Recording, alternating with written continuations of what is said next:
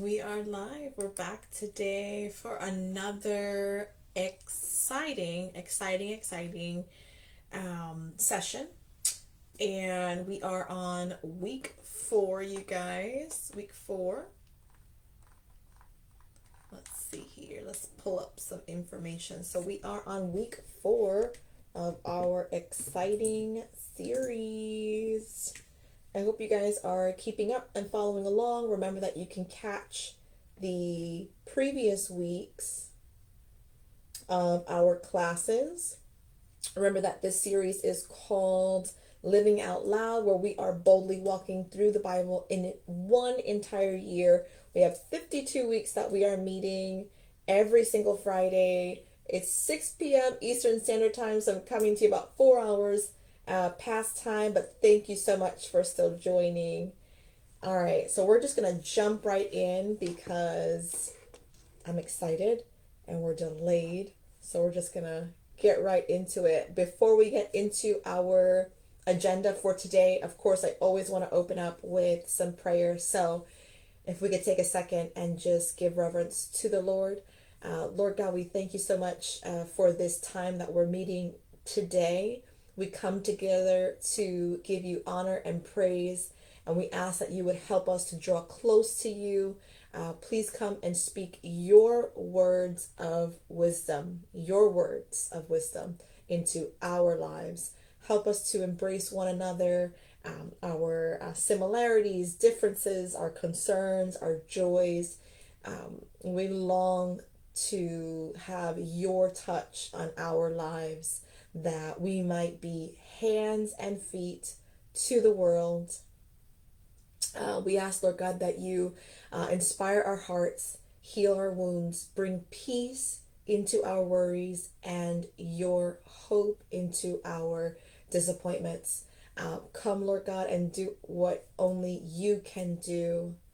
Weave your love into our fellowship today together, that we may overflow with grace and allow your truth to light up our lives. In Jesus' name, amen. So let's go ahead and get started today, guys. I wanted to go over what we are covering for week 4. We're on week 4. Feels like it's been a number of weeks. I feel like it's been probably about, I don't know, a couple months. 4 months as opposed to 4 weeks. So this week, week 4, we are getting into Genesis 30 through 47. So we left off where Jacob had stole the birthright from his brother. We were talking about lies and deception, generational curses. A lot of good stuff in week 3. If you missed it, go back and check it out. Comment, interact with us. Let us know what the Lord has shed, what light he has shed in all the reading that you've done. Any understanding that you would like to share with us would be absolutely amazing.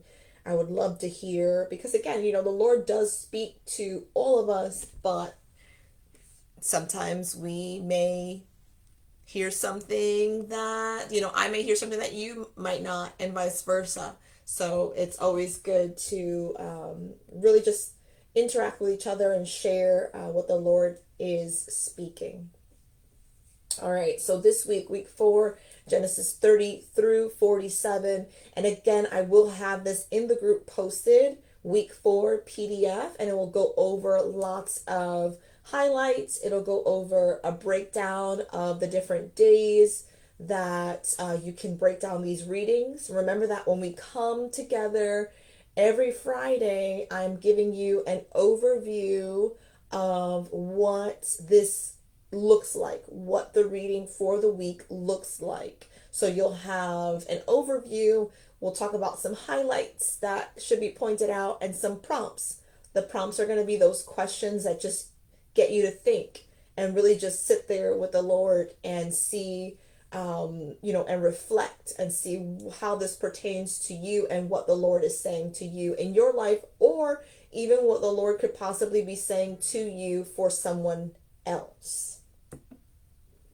All right. So when we get into, I'm going to go ahead and fast forward a little bit. When we get to between Genesis 30 to 34. It talks about how, actually, I'm not going to speed up. I'm going to touch on something which is in almost 35. And so it talks about how Jacob had his children. Um, he ends up with Leah, and then really wanted Rachel. That didn't work out. He ends up deceiving his father in law. And it really raises a good question when people talk about um, when we're so focused on someone else and we say, "Oh my gosh, how can the Lord possibly use this person?" But yet they're doing X, Y, Z.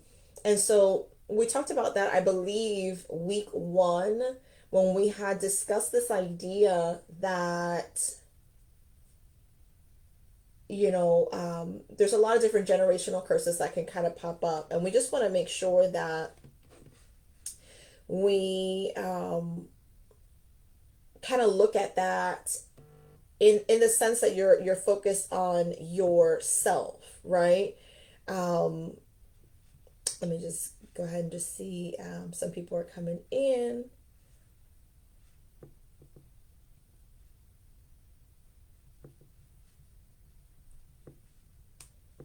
All right. Okay. So getting back to this, you want to make sure that you're not so much focused on the person themselves, but you want to make sure that you're focused on really what the Lord is shedding in your own life. So Jacob had a lot of deception in his life. There are so many good things that we could say about him, but I like to always point out the good and the bad. And when we're pointing out the bad, it's not to focus on, oh my gosh, and the Lord used that. Not in that sense. When I point out the good and the bad, it's like listing pros and cons. And when you talk about the the bad, you want to look at that and that person and see, number one, how could I do this better? How can I avoid that? Lots of different things that could pop in your mind to help you in your day-to-day life, so you're not repeating or doing things that would not benefit you and would not be in obedience to the Lord. So when we talk about the deception that ran in Jacob's life, that's something that we can put two and two together and say, hey, I want to be honest and trustworthy and a good leader, etc. Yes, God can use these people still, right? But one of my biggest things is, and something that we do, if not everyone knows who I am, I'm also a director of Living Legacy Academy. And one of our mandatory things in the school for every children, we teach kindergarten through 12th grade, or rather pre-K through 12th grade. And one of the biggest things is character building. And so, yes, God can use you. But we also want to make sure that we are working on our character. We don't have to be perfect, but we want to make sure that we are consistently walking in good character.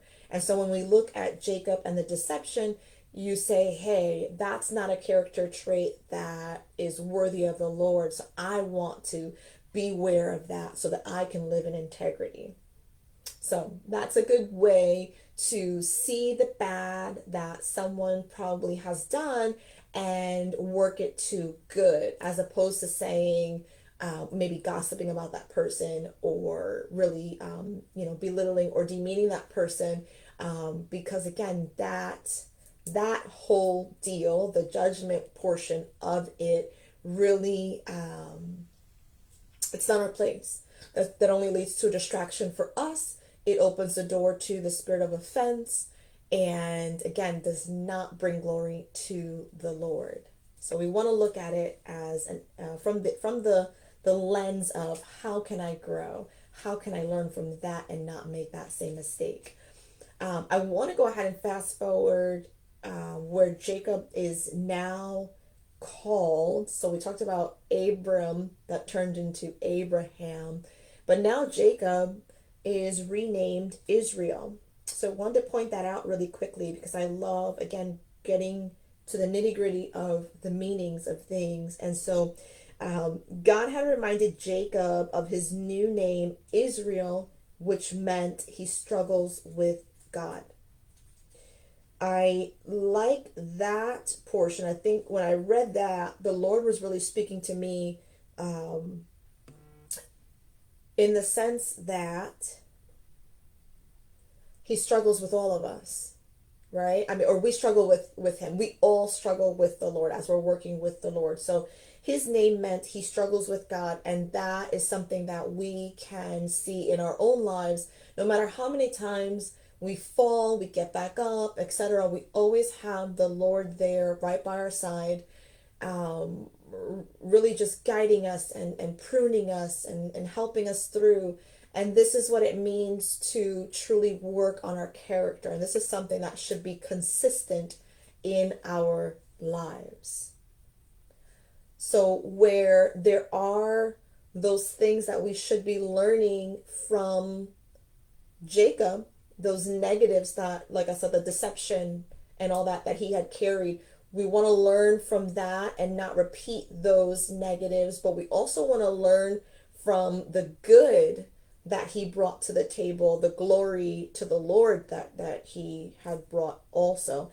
And so God had entrusted him with something extremely huge, even though, yeah, he had made mistakes.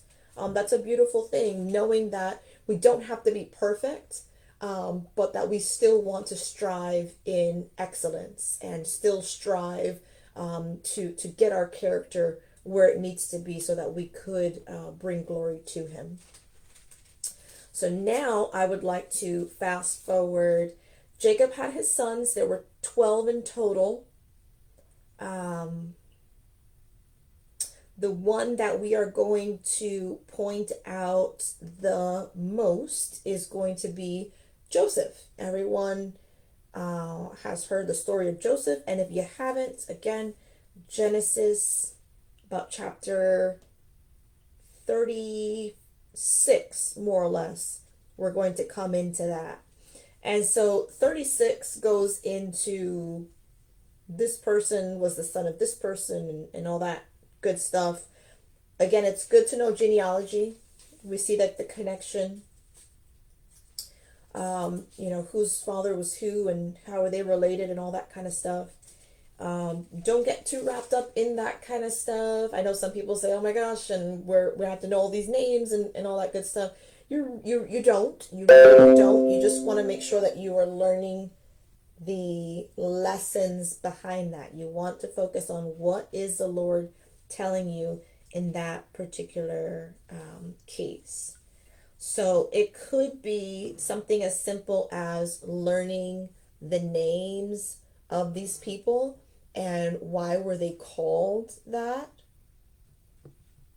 It could be looking at their traits and wanting to, again, maybe stay away from something, or if not, say, wow, this person was really strong in XYZ category, and how can I strive to be like that? So I'm going to fast forward now to, let's see. Let's fast forward to Joseph. Okay, so now we are in chapter 37. We've definitely fast forwarded a lot. One of the main things about Joseph that we do see, if you have already read his story, he was definitely hated by his brothers. There was a lot of jealousy going on. And again, remember, you want to be really careful with that, because from Jacob came a lot of deception and lies. And so a lot of, he pulled a fast one on his brother. And so that could very well spread to your lineage, right? So when you think of character building, it's not just for you. You're also working on your character and how you are in life, because you know that striving to correct your character and put it in a place where it glorifies the Lord is going to also open doors of blessings for those that come after you. So if you have children one day, you know that you're planting a seed now so that they are walking in integrity because you are. They're truthful and they're honest because you are. And they're striving for excellence because you are. And so all these good things come about, but also bad things can as well. And so we see that the brothers were so hateful, so jealous about Joseph. And we'll go into that in just a second. We'll talk about who Joseph was and why the Lord called him, like his strengths and weaknesses and all that. But ultimately, Joseph was sold into slavery by his brothers. Sold into slavery by his brothers. And so a lot of things we're able to learn from the story of Joseph, because how many of us have been in a situation or situations where we cannot see the light at all? We cannot even fathom how we are getting out of the situation, how we were going to get out of the situation. And the beautiful thing about reading into Joseph and really studying his story is that the Lord knows every step and every situation, and he can turn it around for good. And he always will turn it around for good. And ultimately, we see where Joseph fully surrendered and just had the utmost faith no matter what happened to him. And we'll get into that as well. So let's just backtrack just a little bit, and we'll talk about how Joseph was as a child. In the very beginning, as a young boy, he was seen, I would say, as like overconfident. And some of it could have been a good thing. Some of it came from this arrogance that he had because his father was really treating him as the favorite. So that kind of came into play as far as what he how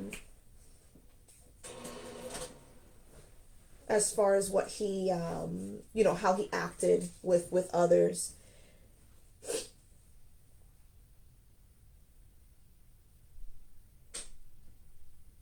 And so he was overly confident. He was always voicing these things. He was known as the dreamer. So he did have these dreams also where the Lord would send him messages. And that's something, again, that they would hear. And also, they felt some type of way, you know. So that I think that's one of the biggest things that we could learn from Joseph. There was a certain level of pride, not a good thing, certain level of pride that he had because the Lord was speaking to him and not the others.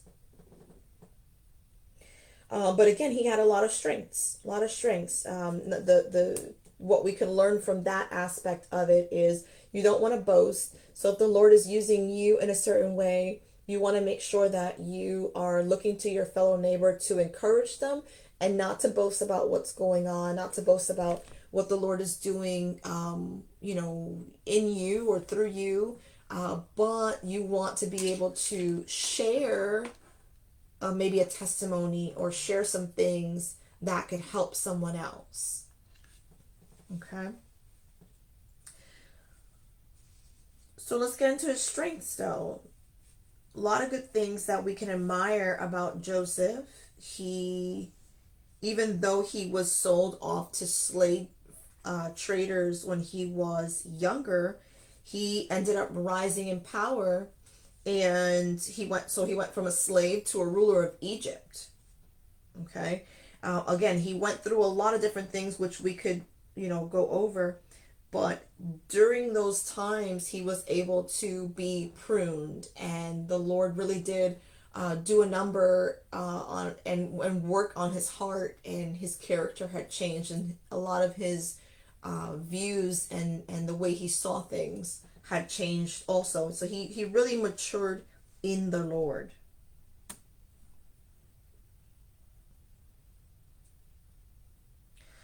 So I love the fact that he never gave up. Absolutely never gave up. He had complete confidence that the Lord was with him.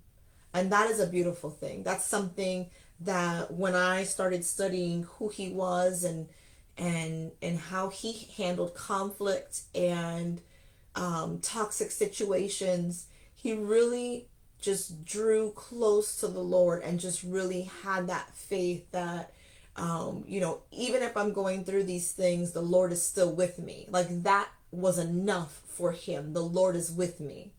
It wasn't like I'm going to be happy when God gets me out of slavery. I'm going to be happy when he gets me out of jail. He ended up getting thrown into jail also, and when he kind of rose, and then something happened, and he ended up in jail afterwards. So he could have thought, you know what, like I reached my peak, and you know uh, ended up in jail, and that's it. Like screw it. The Lord doesn't want me. He doesn't want to use me. And how many times have we gotten to that point where we have we've been in this situation, we rose out of that situation, everything seems like it's going so well, and then all of a sudden something else happens, and we're like, okay, so this surely means that that's it. Like, the Lord can't use me, or, all these negative things that you could possibly think of, and that is not the case. That's not the case. A lot of what I've been learning from even just deliverance itself is that the Lord doesn't stop pruning us. He wants us to grow so close to him that the closer we're getting, the more he's pruning, and it's just an enjoyable thing for me now, because again, it wasn't like that before. I unfortunately grew up in a situation where I always felt like I had to be perfect at everything because nothing was ever good enough. And luckily, yes, we came out of that. We broke out of that. Things changed. But a lot of times when you're bringing a mentality from childhood into adulthood, while you think you have moved on from that and like, hey, I don't have to be perfect, part of that still stays in your heart if you're really not delivered and healed from those situations. You may have moved on from the situation, but you also want to make sure that you're truly delivered and healed from those situations, because it could very well come back and bite you in the butt. And what do I mean by that? I mean just that when we're speaking negatively about ourselves and saying, man, God's just not going to use me anymore, like God just gave up on me, and that's that, when that's the farthest from the truth. And it's really that the Lord wants to do a new work in us, and he wants to show us something different. So if we could always go back, just really just like Joseph did, if we could go back and say, Lord, what are we doing? What are you doing in this? What are you showing me? Is this something from the enemy that I have to pray against? Is there a foothold that I gave him? Is there something that I have to, pray about and get out of my life? Is this something? There's so many different questions that could possibly come up, but this comes back to really having that communication with the Lord and being open with him about anything and everything. We talked about that probably like 2 weeks ago. Probably every single week that I've come on, I've talked about that relationship with the Lord, having just a healthy parent-child relationship, even if that's something that you probably have not experienced in the natural. The Lord is nothing what you've experienced if you've had a negative, just negative situations, or a negative experience as a whole. The Lord is nothing compared to that. And so we see with Joseph, every step of the way, he just knew that he knew that he knew that the Lord was with him.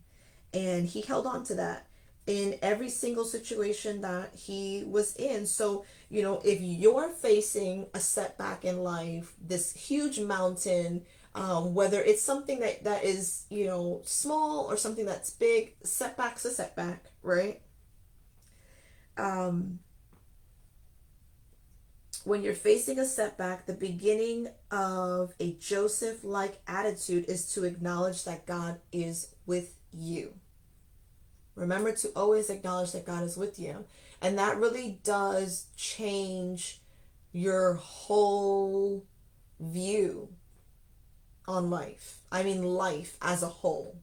It changes your thoughts. It changes your emotions, I would say your reactions, but you won't react actually. It changes your response to life as a whole. So that's a huge positive, that Joseph like attitude of knowing that God's with you no matter what. And even when you are in those dark situations, no matter what it is, knowing that his presence is there is light enough to get you through anything, to keep you sane, to keep you going. A lot of times people go to band-aids, I would say. We want to go to band-aids, and we go to drinking or smoking, or even someone that really just hangs out with people constantly, to feed energy in them, and give them attention and stuff like that. It doesn't matter where you're, what kind of band-aid you're using. A band-aid is nothing at all what God intended for you. And just like in the natural, when we cut ourselves and we want to put that ointment on, and we possibly put a band-aid over it, you want to know, you want to be able to heal, right? So we think about that from a healing standpoint. We don't use the band-aid for a full length of time. That cut or scrape or whatnot will heal, and that is the ultimate goal. The ultimate goal is not to stick with some kind of band-aid, but we want to heal through the Lord. And so that's what he did. He ended up growing up. He, like I said previously, he became a ruler of Egypt. And then came time, we see this beautiful, beautiful scenario where he got back in contact with his brothers at a certain point. They did not know who he was. And if anyone has children and you want to see a beautiful version of this story, there is a cartoon, like an animated story, Joseph King of Dreams. I've seen that, and it's an old, for sure, an old movie. I saw that actually with probably my first bunch of students, which was like almost 20 years ago. um, but I do love that.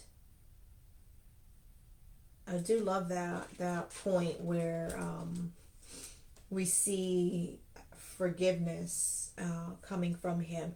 Right now, we're actually in, starting off when we were talking about him being sold into slavery. That was about chapter 37. And then we came through to about 38. We went through that. So, he He was the king of dreams, and so he was pulled and brought into the actual kingdom itself in Egypt. And so that's about 38, more or less. We're going to go ahead and fast forward just a little bit. Again, you are able to read these on your own. I highly encourage everyone to use the PDFs that I have posted week by week. It shows a breakdown. If you want to go ahead and double up on some days and maybe instead of reading just a chapter or two, you can go ahead and read 3 or 4 or 5 of them at that. Really easy to walk through these chapters when we're, as I'm giving you guys this overview. So this way you already know, what is it that I'm actually getting into? What am I reading and who are these people? When I give you the overview, it's I would hope it's allowing you to see the big picture of what you're about to get into so that you're able to understand and digest a bit easier. And I love conversations. So if anyone ever had questions and you want to go over a couple things, I'm all ears. And so now we get up to, let's see, we're going to go ahead and skip through to chapter 39. Again, we're going through 47 through 47. Okay. So now Joseph had been taken down to Egypt. He was about 29 at this point, roughly 29 years old at this point. And Potiphar, an officer of Pharaoh, captain of the guard, an Egyptian, bought him from the Ishmaelites who had taken him down there. The Lord was with Joseph, and he was a successful man. And he was in the house of his master, the Egyptian. And his master saw that the Lord was with him, and that the Lord made all he did to prosper in his hand. Beautiful. Absolutely beautiful. So that's just something that we could even rest in for a second.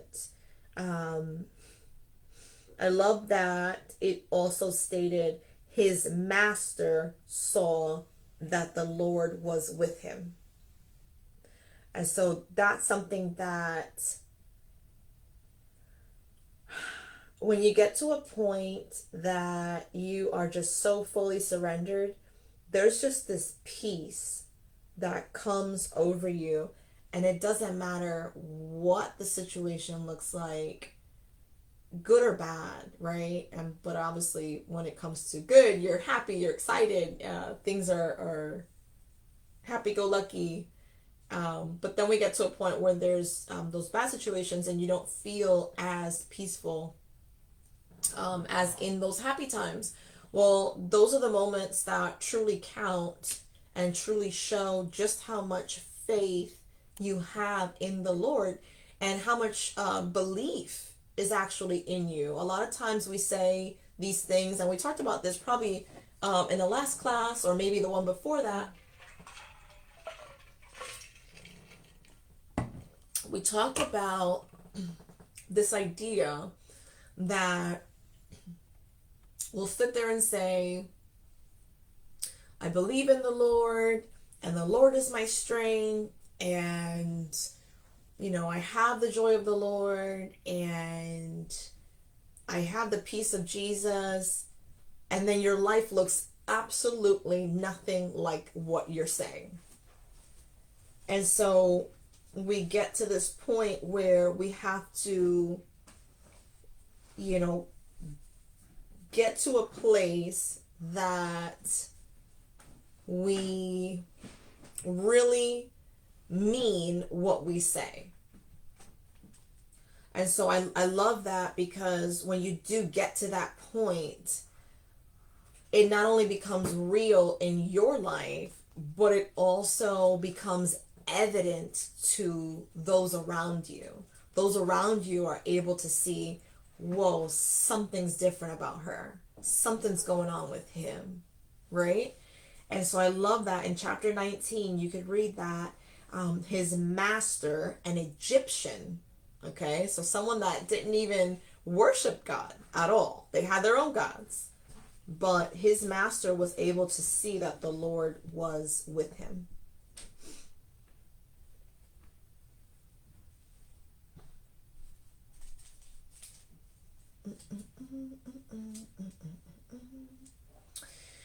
All right, so this is at the point where he, was kind of coming up and living decently, and then unfortunately another incident happened in his life where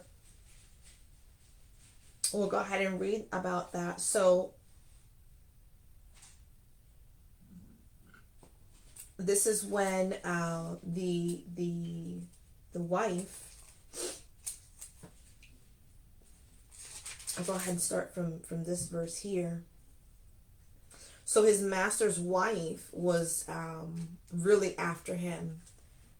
This was a bit of a lustful situation, and she really wanted to be with him, right? We'll say that just in case we have any children listening. She wanted to be with him, and we already know, again, if we're talking about master's wife, well, she's already married. That's not a situation that she needed to be in.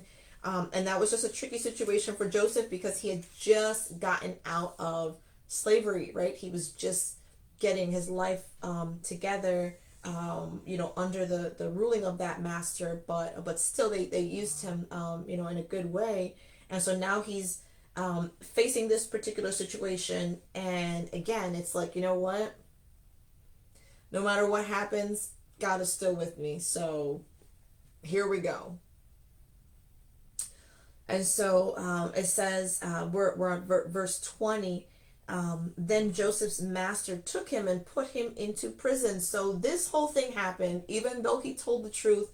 And I love that. I love the fact that even though Joseph came from Jacob, and we see that Jacob was deceitful in so many different instances, I love that Joseph turned it all around, and he just remained so truthful, so honest. He could have lied and said something else, and he could have escaped. He could have done so many different things, but he just said, he was honest. Hey, this is what happened. She tried to come on to me. I said no, and whether or not they believed him, it didn't matter. The point is that he remained truthful. And that's something, again, so how many times have we gotten to a situation where we are fearful about what's going on or what could happen, and then all of a sudden we lie about it because we're either embarrassed or we're ashamed or we're just fearing the worst. And Joseph, in this situation, he could have been killed. Who knows what could have happened, right? But still in all, no matter what, he knew, you know what? The Lord has always been with me. I'm going to remain faithful. I'm going to just bring glory to him. And I'm going to be truthful no matter what happens to me. And so we're about verse 21 in chapter 39. But the Lord was with Joseph. How many times have we heard the Lord was with him? The Lord was with him. We have to keep saying that in our heads until we mean it. But the Lord was with Joseph and showed him mercy, and he gave him favor in the sight of the keeper of the prison. And the keeper of the prison committed to Joseph's hand all the prisoners who were in prison. Whatever they did there, it was his doing. The keeper of the prison did not look into anything that was under Joseph's authority because the Lord was with him. There we go again. The Lord was with him, and whatever he did, God made it prosper. That's a whole word in itself.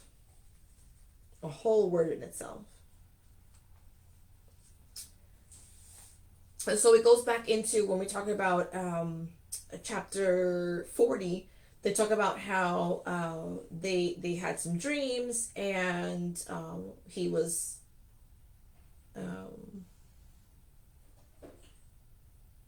able to interpret.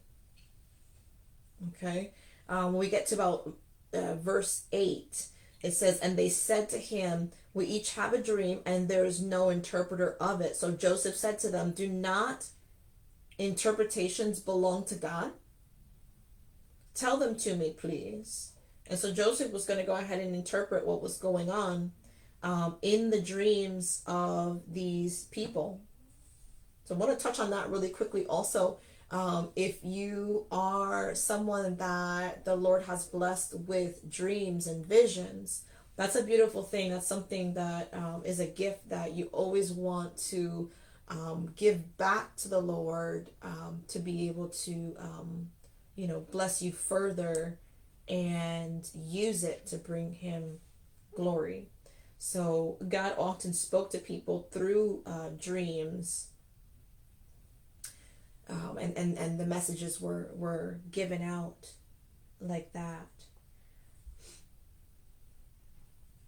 And what I also love about Joseph, when I said give it back to the Lord, if the Lord has blessed you with that gift, he always brought the focus back to God, and that's something that we have to remember. So there are many people out there, right? We have like the fivefold ministry, so we have the pastors and the evangelists, the apostles.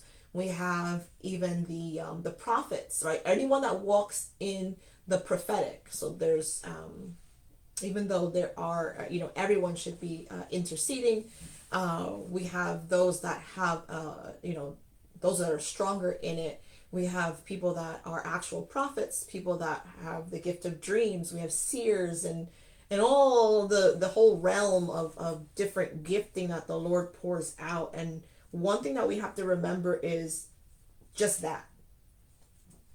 The gift is from the Lord. It is not something magical that is happening through, in your power. Okay? So one thing that we have to remember is to never become arrogant to the point that it is you. No one should ever be looking at man and thinking, oh my gosh, I need to be like this person. I need to be like that. We should always be, have our eyes on the Lord. So Joseph focused everyone's attention on God. He flat out, don't the interpretations belong to God? Like, I can help you. He'll give me that. I could be the mouthpiece, but that's him speaking. That's him, translating. And so he always brought that focus back to God. Rather than using the situation to make himself look good, he turned it into a powerful witness for God. So again, it just keeps going back to bringing glory to him, keeping the focus on him. We shouldn't be focused on man. We should be focused on the Lord and what the Lord has for each and every one of us. Because when we go ahead and put people on this pedestal, so many things can happen in those situations. You think of, number one, you are creating an idol. And that's definitely not the point of this, right? And then what happens when your so-called idol now messes up, because they're human and everyone is bound to make a mistake. Whether it's something so tiny or something so grand, we're bound to make mistakes. What happens then? This person is your idol, and it's like, I'm following this person, they have a good word, and oh my gosh, this, and they're so faithful, so they're so this, they're so that. And now you're looking at this person when your eyes should have been on Christ. This person messes up, and it's like your whole world is shaken. Why? Why? When your eyes should have been on Jesus, and that was your rock. When it comes to men, I don't care if it's pastors, and when I say men, I mean men and women, of course. We talk about pastors and leaders and stuff like that. And yes, you definitely want to give, kudos to where kudos belong. And we have many, many great leaders in this world. We also want to make sure that we remember that they are human. We are all on the same playing field, right? Um, the Lord could use you just as much as He's using me in this instance, giving you this word. We want to make sure that our eyes remain on Him. I absolutely love the song that is in that particular movie I had mentioned, Joseph, King of Dreams. Such a beautiful song. I'm actually going to post it in the chat. Um, let's see if I can pull it up here.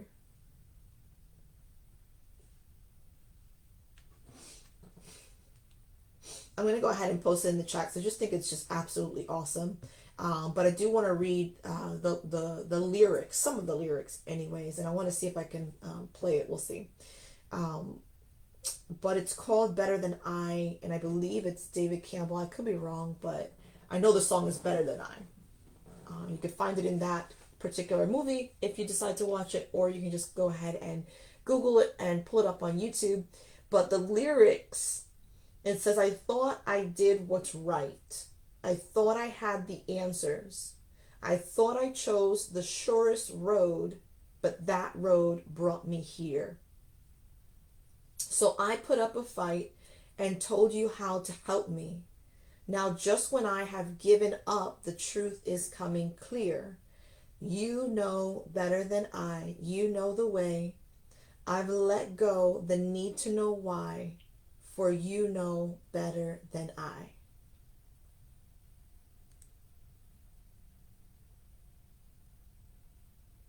And so, of course, the lyrics go on.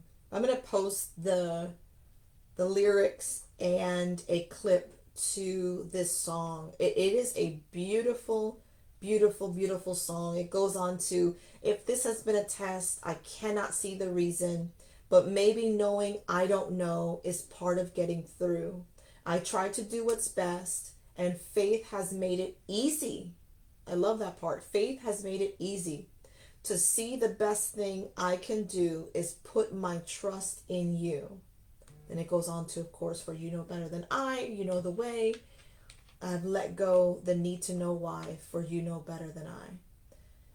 So just a beautiful, beautiful, beautiful song that truly talks about just having the faith that we need, that we should have in the Lord, and just really being at peace, whether you know what's going on or not, whether you understand what's going or not, just knowing that the Lord is with you through it all, and there's just this peace that you feel, even if nothing has been figured out, or not everything has been figured out, there's still this peace that you feel that you can rest in. All right, all right, all right, all right. So where do we stand? Again, we're going Genesis 30 through 47. Through 47. That's for this week, week 4, in our series Living Out Loud.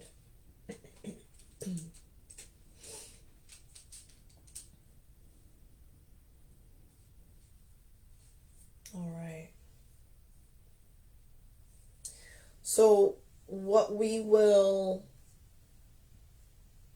pretty much end with is when Joseph, uh, when he sees his brothers again. So now remember, Joseph, so when he was in prison, that whole thing that happened with his master's wife, of course, things changed, and he was able to get um, back into the kingdom, and he rose up again, and at this point he was elevated to an extremely high position. An extremely high position. Yeah, definitely an extremely high position. And this was like with him going over these dreams, he was able to help the new Pharaoh, and some dreams that he was having. He was able, through God, he was able to show this Pharaoh what was going on. What did these dreams mean? He was no longer, plagued by what these dreams actually meant.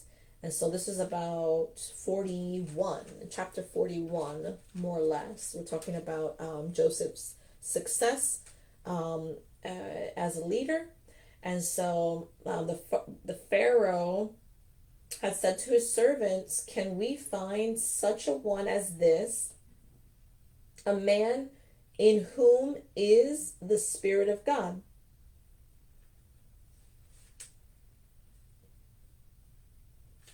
So Pharaoh had recognized that Joseph was a man in whom is the Spirit of God.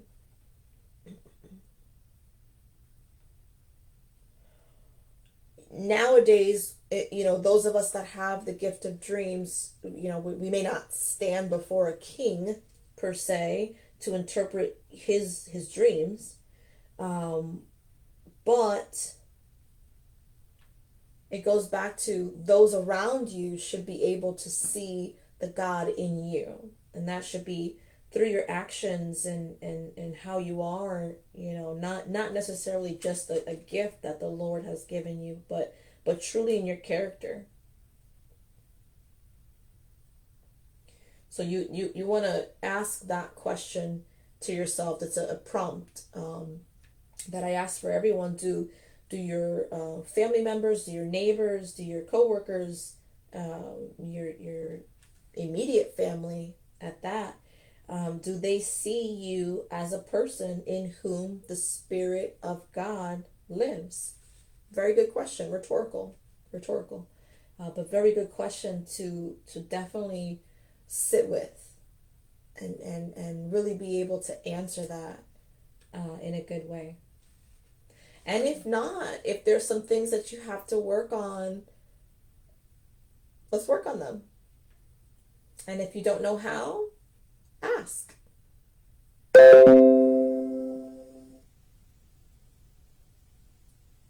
And so he rose to power in that sense. He was able to help Pharaoh, and so Pharaoh put him in this a very, very high position. And so he ended up marrying, he had some sons. And again, this is where there was they were gathering food, and they were talking about the very last dream that he talked about to the Pharaoh was that there we're going to have, really, really good years and then really bad ones. And so they wanted to be prepared for the 7 years of famine that was to come. And so they gathered all this food, etc., etc. And this is where the brothers come into play. So everyone was coming from different areas, and they were gathering these the foods and stuff like that. And what I love about it, again, it goes back to being able to forgive, like truly, truly forgive.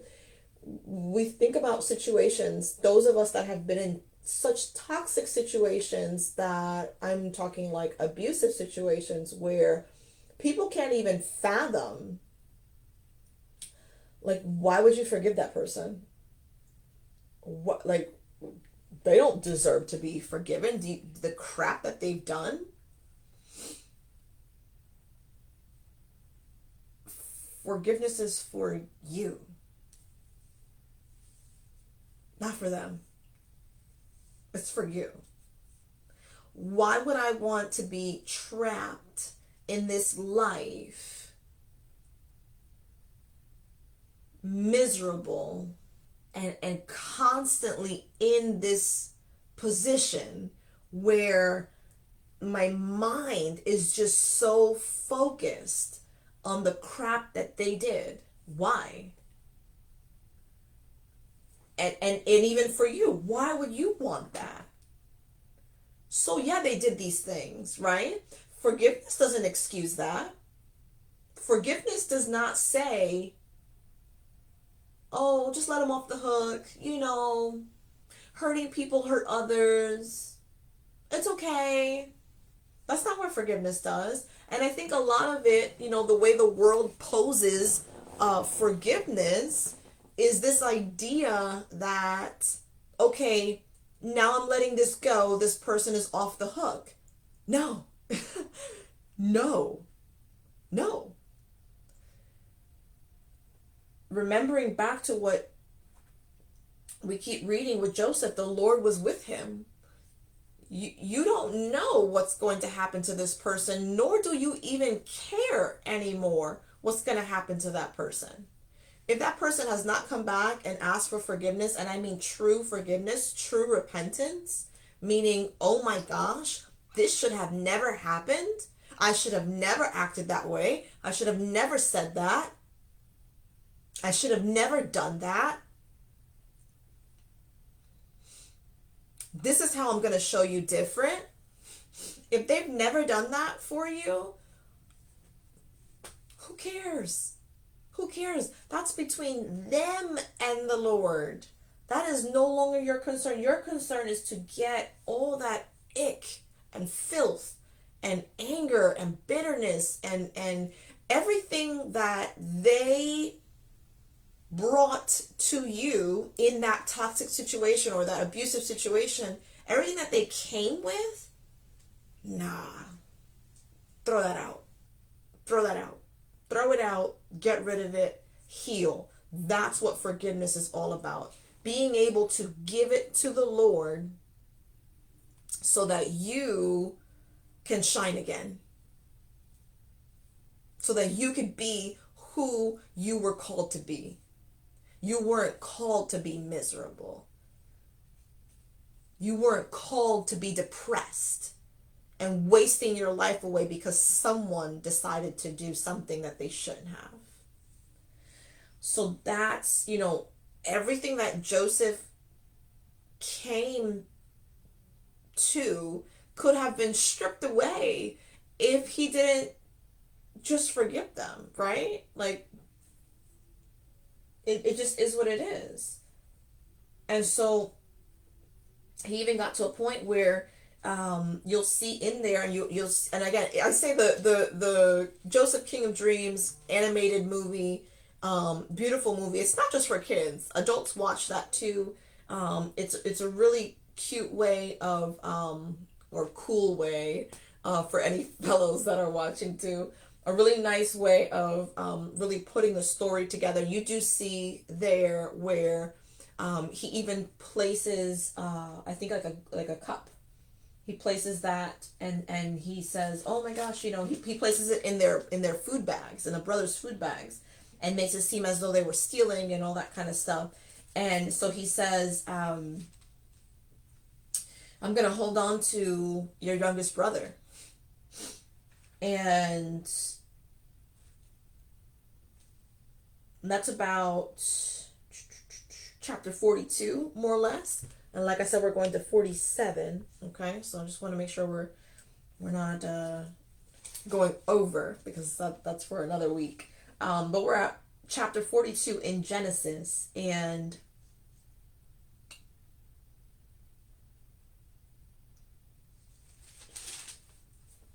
we're going to skip to the point where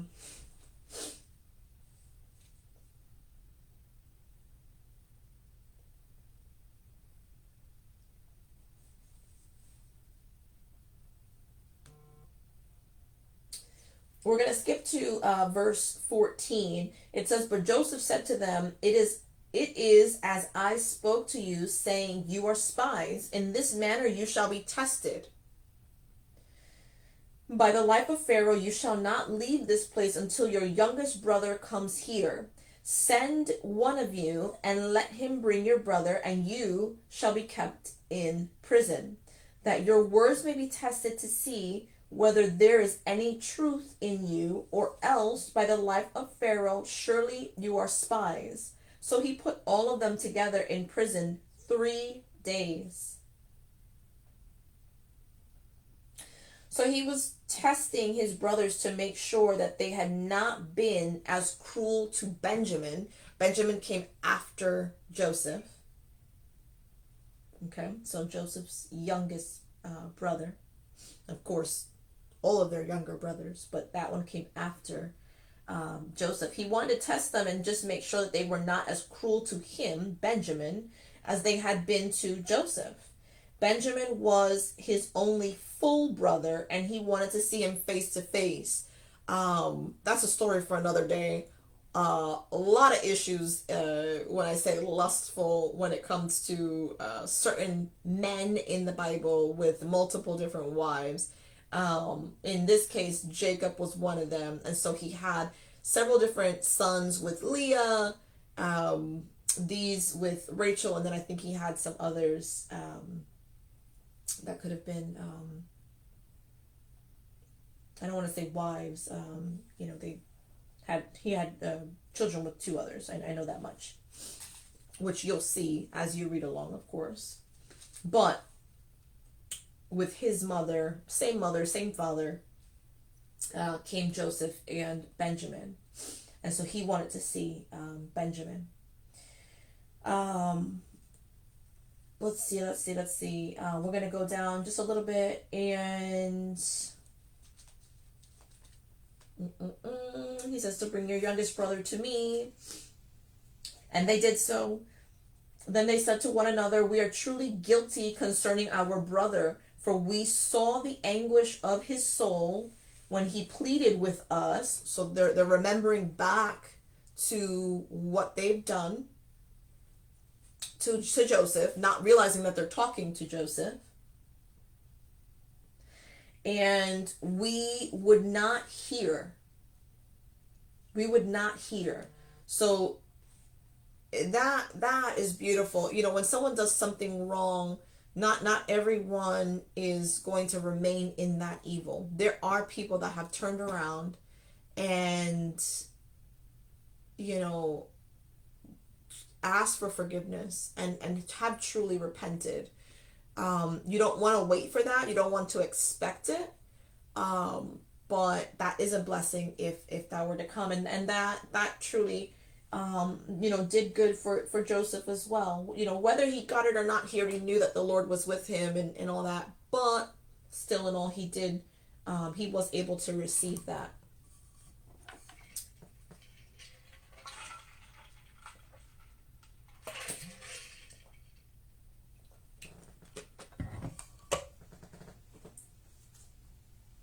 Okay, so now we're down to verse 25 of chapter 42.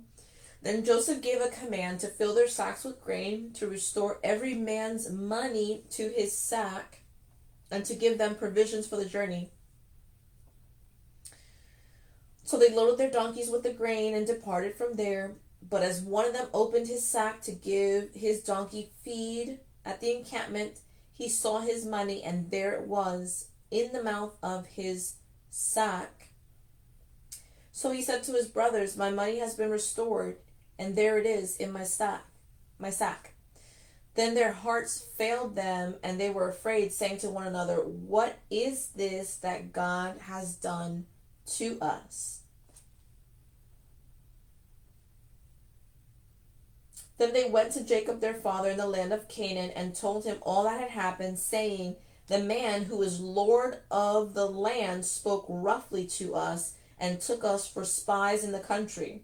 But we said to him, we are honest men, we're not spies. We are 12 brothers, son of our father. One is no more, and the youngest is with our father this day in the land of Canaan. Then the man, the Lord of the country, said to us, by this I will know you are honest men.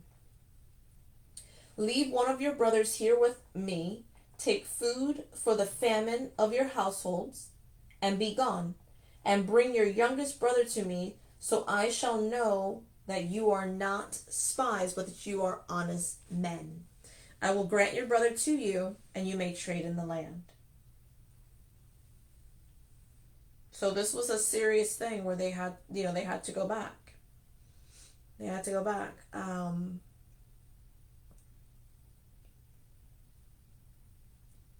And Jacob their father said to them, you have bereaved me.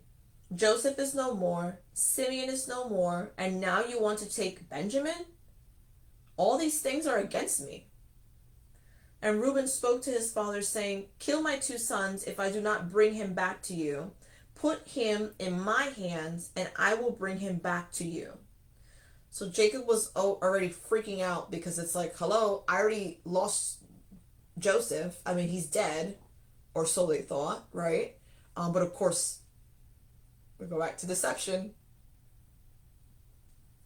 His own sons lied to him, saying that Joseph, the youngest brother, was dead, when in fact they had no clue what could have happened to him, but they did know he was sold into slavery. They just didn't want to say that. So out of fear, or whatever the case was, they just lied and said, yeah, he's dead. He's dead. All right. So then we go back, like I said, they end up, we go back to 43, chapter 43, and Judah is now, Judah accepts full responsibility for Benjamin's safety. Um, he didn't really know what that meant for him, but he just was very determined in his duty. So he wanted to bring him over. He wanted to keep him safe. He wanted to get his other brother back. He wanted to make sure that he was responsible in bringing everyone back and making sure that the father is not, not freaking out with these things. Um, it goes back to another character lesson, right? So accepting responsibilities is difficult, but it builds character and confidence. It earns others' respect, and it motivates us to complete our work. When you have been given an assignment to complete or a responsibility to fulfill, commit yourself to seeing it through. That's something that I'm really, really big on. If you start something, you finish it. You make sure that you give your all. We talk about doing things that we don't like to do sometimes. But one thing that I do teach my children, especially whether we're talking about my biological children or the children in my school, is that everything that we do is to the Lord. So why would we not want to do it with a happy heart, right?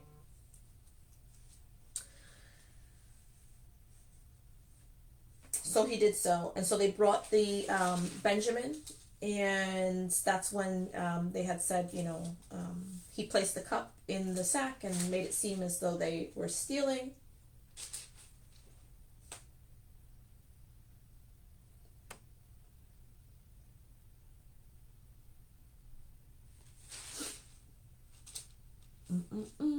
Chapter 45 now of Genesis.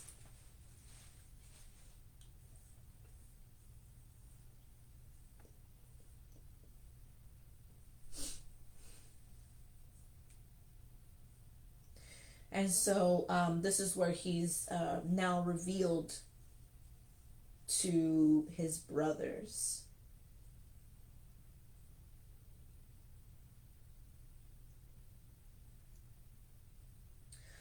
So then Joseph could not restrain himself before all those who stood by him and cried out, make everyone go from me. So no one stood with him while Joseph made himself known to his brothers. And he wept aloud, and the Egyptians and the house of Pharaoh heard it. Then Joseph said to his brothers, I am Joseph. Does my father still live? But his brothers could not answer him, for they were dismayed by his presence.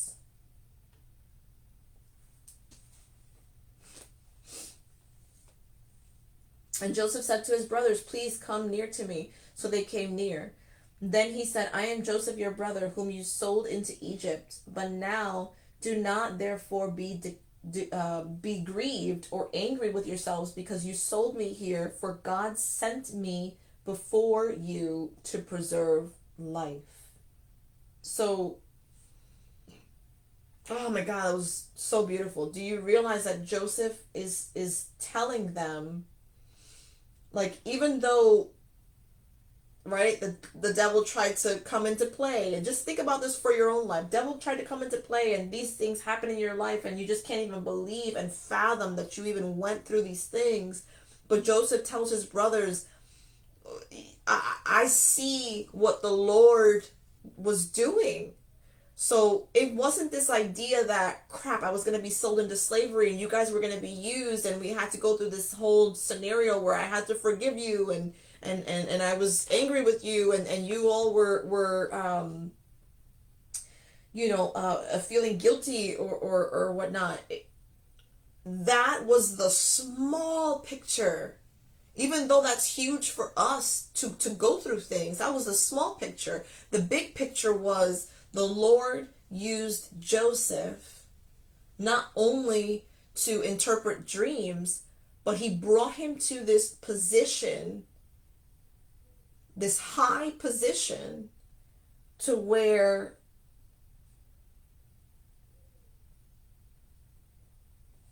he said it, to where he comes in this position. He says, for this is a verse 5 in chapter 45, for God sent me before you to preserve life. So God was able to use him through these dreams to interpret, hey, this is going to happen and this is how I'm going to save the people.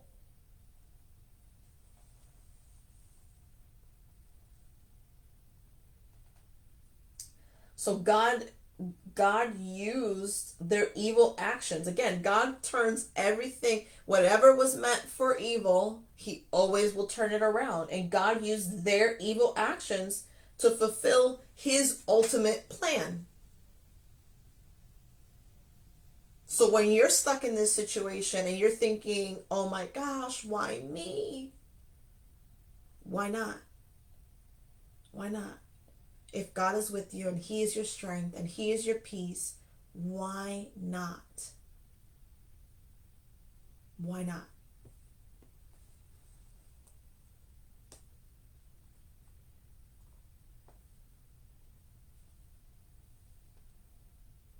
When others intend evil towards you, remember that they're only God's tools. Again, somehow he's going to turn it around. And Joseph had said to his brothers, you meant evil against me, but God meant it for good, in order to bring it about as it is this day, to save many people alive.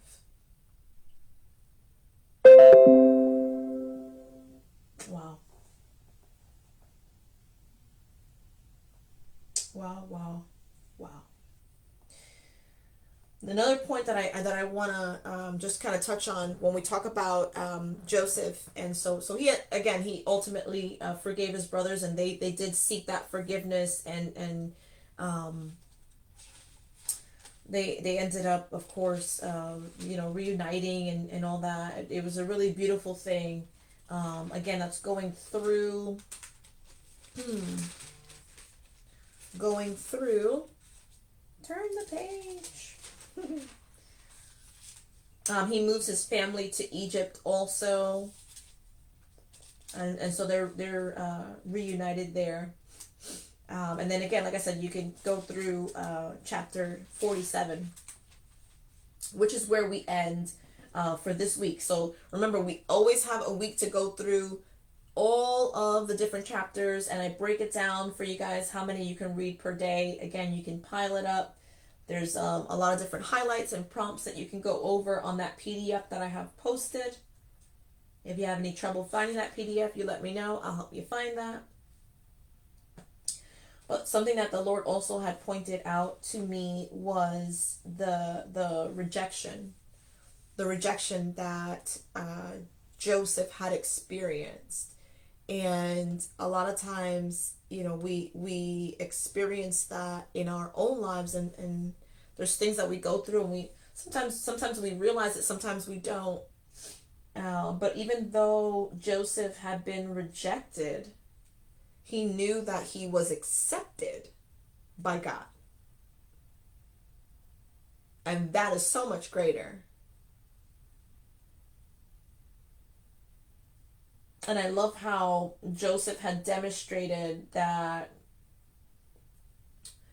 He demonstrated how God forgives us and then also showers us with goodness, even though we sin against him. He does. He's a gracious God.